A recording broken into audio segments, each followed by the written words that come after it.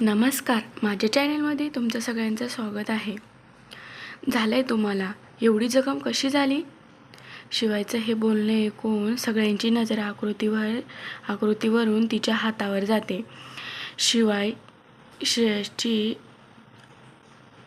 श्रेयसची आकृती लगेच हात मागे करत बोलते, अरे ही तर लहान जखम आहे. एक वस्तू शोधत होती स्टोर रूममध्ये आणि तेच लागले. यशवंतराव आकृतीचं बोलणे ऐकून काळजी करत बोलतात, अरे बेटा, तुला काय गरज होती का स्वतः काम करायची? एवढे सगळे नोकर आहेत ना, त्यांच्यामधून कोणाला तरी सांगितलं असतं ना. पाहिले आता तुला काय लागलं ते. आकृती लगेच आजोबांना ज्यूस देत बोलते, लहान जखम आहे आजोबा, लवकर ठीक होऊन जाईल, तुम्ही टेन्शन नका घेऊ. तेवढ्या शिवाय आकृतीला जवळ बसवत हक्काने भांडत बोलतो, वहिनी, पहिले तुम्ही इथे बसा. आत्ता आम्ही लहान मुलं नाही आहोत का ब्रेकफास्ट स्वतःही नाही घेऊ शकत म्हणून. चला आता तुम्ही पण आमच्यासोबतच ब्रेकफास्ट करायचा. आकृती नकार देत शिवायला बोलते, पण शिवाय त्याच्या हाताने तिला ज्यूस पाजायला लागतो. आकृती आणि शिवायचा बॉन्ड पाहून सगळेच हसतात. यशवंतराव आकृती आणि शिवायला पाहून मनातच बोलतात,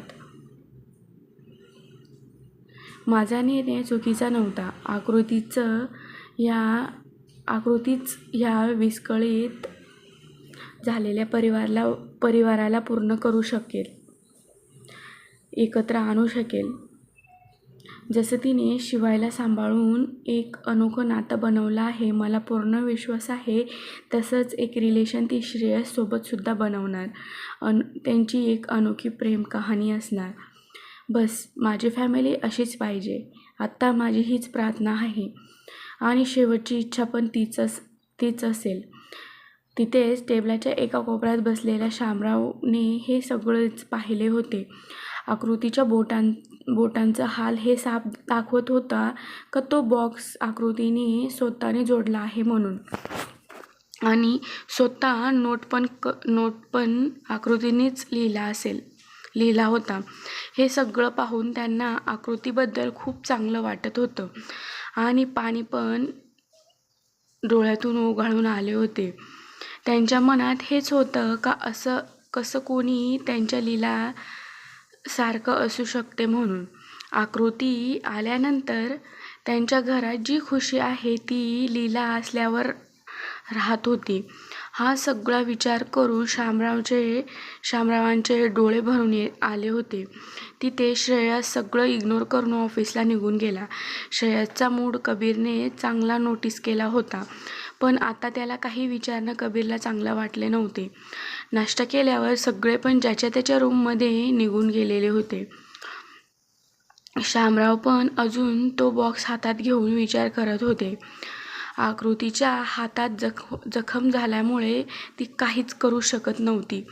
त्यामुळे ती आराम करायला रूममध्ये निघून येते.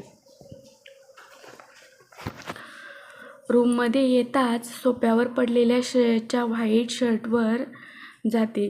ती सोफ्यावर बसत तो शर्ट हातात पकडून श्रेयसच्या स्मेलचा संवाद जाणून घेते. असं नव्हतं का तिने श्रेयसला इग्नोर करताना पाहिलं नव्हतं म्हणून. तिला ही गोष्ट टोचत होती का त्यांच्या रिलेशनमध्ये एवढी दुरी होती का आकृतीला वाटून पण ती बदलू शकत नव्हती.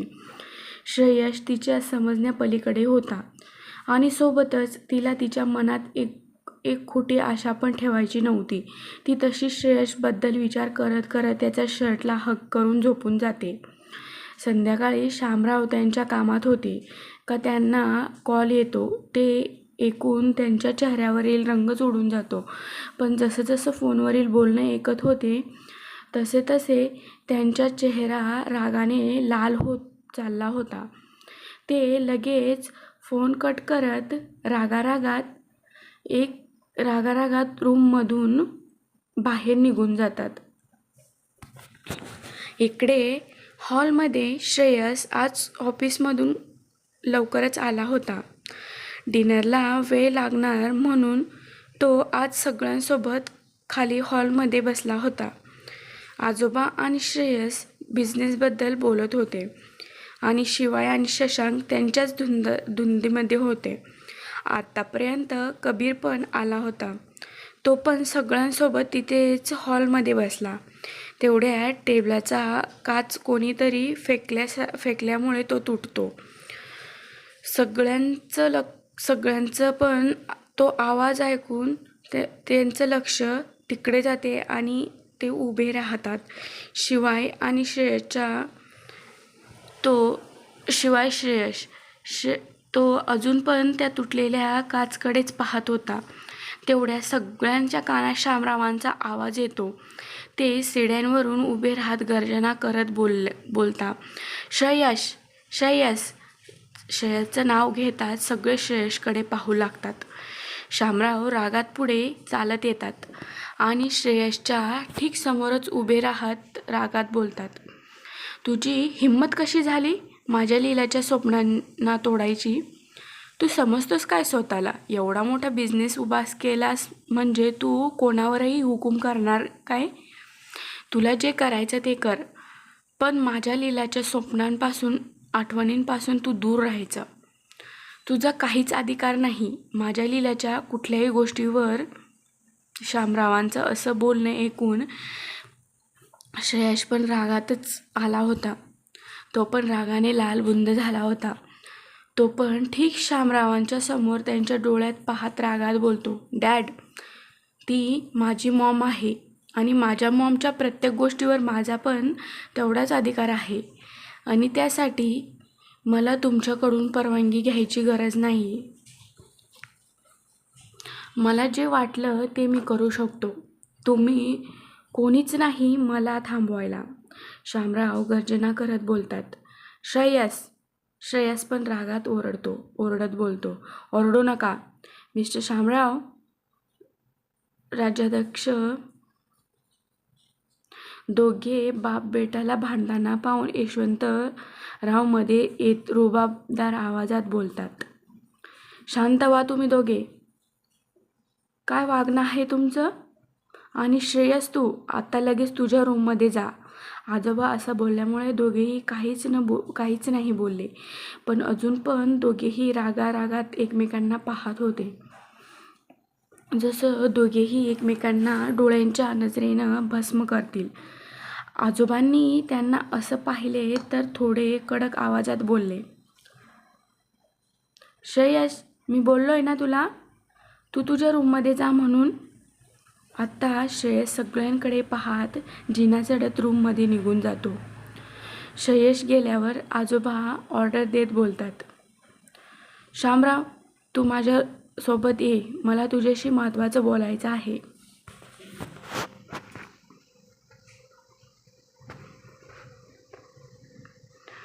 एवढं बोलत ते पण त्यांच्या रूमकडे गेले. शामराव खूप रागात होते, पण आपल्या वडिलांचा शब्दांचा मान ठेवून रागावर कंट्रोल करत यशवंतरावांच्या रूमकडे गेले.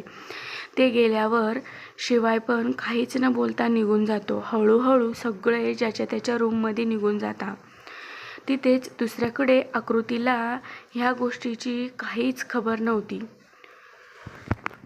ती तर बॅकयार्डमधून काही जुन्या वस्तू खुशीखुशीत वरती घेऊन चालली होती.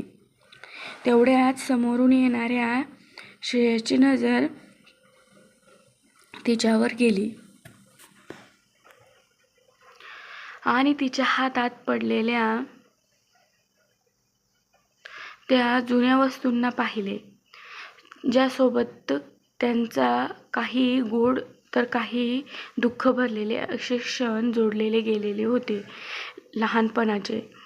तो हे सगळं पाहून अजून खूप रागाने लालबुंद होतो आणि रागात पुढे जात एका झटक्यात आकृतीचा हात पकडून घेतो.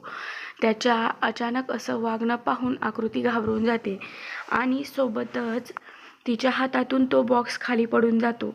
श्रेयस कोणाचीही काहीच पर्वा न करता जवळजवळ आकृतीला घसडतच त्याच्यासोबत रूममध्ये घेऊन जातो.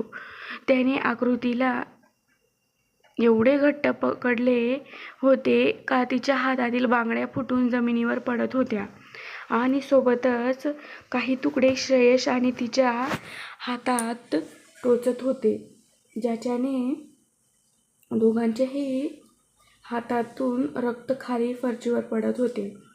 आकृतीला हातात त्रास होत होता, पण श्रेयसला त्याच्याशी काहीच घेणं देणं नव्हतं. आकृतीने जेव्हा श्रेयसचा राग पाहिला तर ती काहीच बोलू शकली नाही.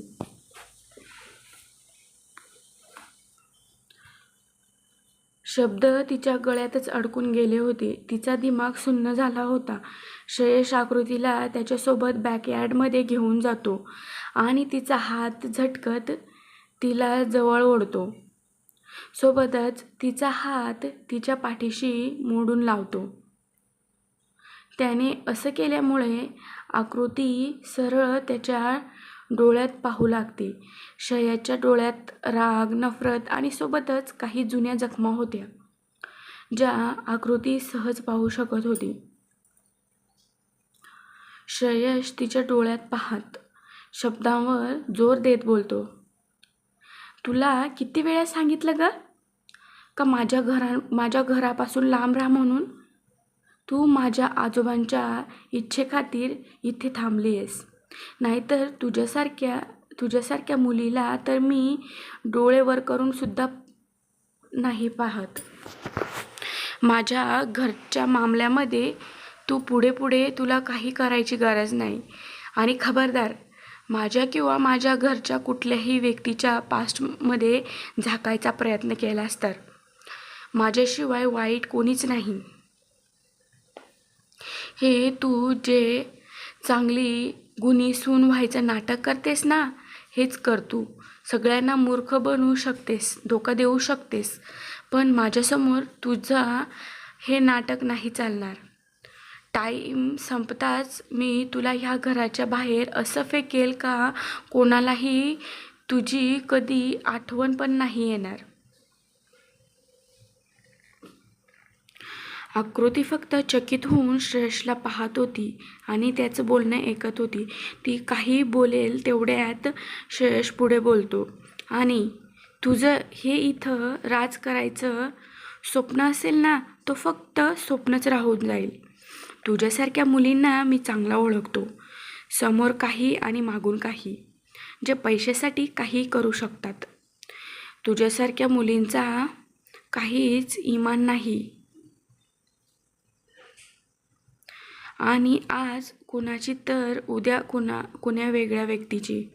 पण जोपर्यंत ह्या राज्याध्यक्ष घराण्याचं नाव तुझ्याशी जोडलं गेलंय, लक्षात ठेव, याच्या इज्जतीवर जरा पण काही आच आली ना, तर तो तुझ्या आयुष्याचा शेवटचा क्षण असेल. एवढं बोलत श्रेयस तिला एका झटक्यात सोडून देतो आणि मागे वळत झपझप पावले टाकत तिथून निघून जातो. श्रेयसने एक वेळा पण आकृतीकडे पाहिले नव्हते का ती कोणत्या परिस्थितीत आहे. आकृती श्रेयसच्या बोलण्याने खूप हर्ट झाली होती, पण आतापर्यंत तिच्या डोळ्यातून एक अश्रूही खाली आले नव्हते. ती फक्त पाण्याने भरलेल्या डोळ्यांनी श्रेयसला पाहत होती.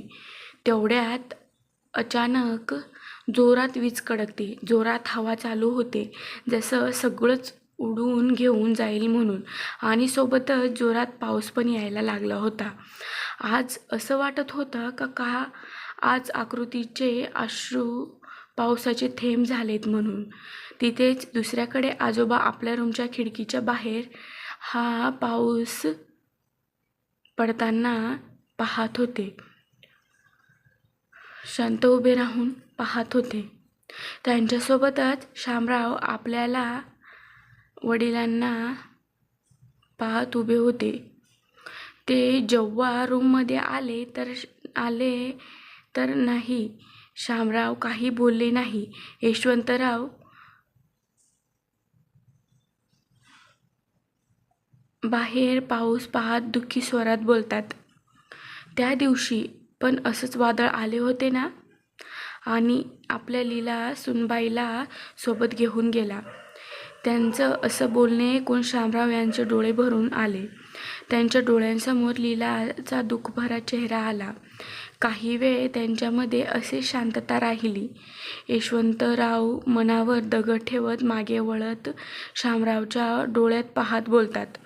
शामराव, तू जर तुझी बायको गमावली तर आम्ही पण आमच्या मुलीसारखी सुनबाई गमावली आहे. श्रेयश आणि शिवायने पण त्यांच्या आईला गमावली. ज्यावेळेस शिवायला तुझी जास्त गरज होती त्यावेळेस तू त्याला दोषी ठरवून टाकले.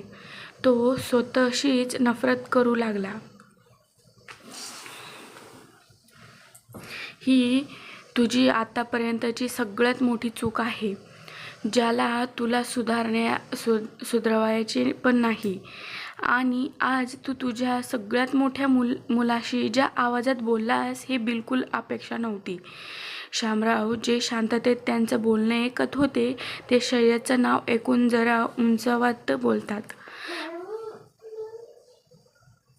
पण बाबा, श्रेयसने माझ्या लीलाचं स्वप्न तोडू पाहतोय. मी. शामराव एवढेच बोलतात की यशवंतराव रागात बोलतात.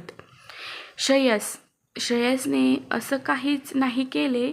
तुम्ही विसरताय. तो कितीही रागाचा असेल, कितीही वाईट असेल, पण अजून पण त्याच्यामध्ये लीलाचे संस्कार आहेत. तो कधीच असं नाही करणार ज्याच्याने त्यांच्या आईचं नाव खराब होईल. शामराव काही बोलायला होणार पण यशवंतराव पुढे कंटिन्यू करत बोलतात. आणि राहिली गोष्ट लीलाच्या आश्रमची, तर मी तुमच्या माहितीसाठी सांगतो. आश्रमच्या जवळच्या हिस्स्यात जी काही जमीन आहे ती दलदल होत चालली आहे आणि आता ती आश्रममध्ये राहणाऱ्या लोकांसाठी खतरा झाली आहे. ही गोष्ट जेव्हा श्रेयसला माहीत झाली तेव्हा त्याने आश्रमच्या लोकांना दुसऱ्या चांगल्या ठिकाणी शिफ्ट करायचा निर्णय घेतला. घरी येताच त्याने सगळ्यात आधी मला ही गोष्ट सांगितली होती. तो जुना आश्रम खाली करत असेल, पण तिथे राहणाऱ्या लोकांसाठी, त्यांच्या भलाईसाठी श्रेयसचा इरादा आईच्या स्वप्नांना तोडायचा नाही आहे, तर अजून फुलताना पाहायचे आहे. आता सगळ्यांना श्रेयस चुकीचा वाटत असेल, पण जेव्हा ही गोष्ट सगळ्यांसमोर येईल तेव्हा लोकांना श्रेयसचं कौतुक वाटेल. यशवंतराव बोलणं पूर्ण करत शामरावकडे पाहत बोलतात. शामराव अजून पण विचारातच होते. त्यांना आता त्यांच्या वागण्याचा पश्चाताप होत होता. मग ते काहीतरी विचार करून बोलतात. पण ते सगळं त्याने मला सांगायला पाहिजे होतं ना, कारण त्या आश्रमची देखरेख मी करतोय.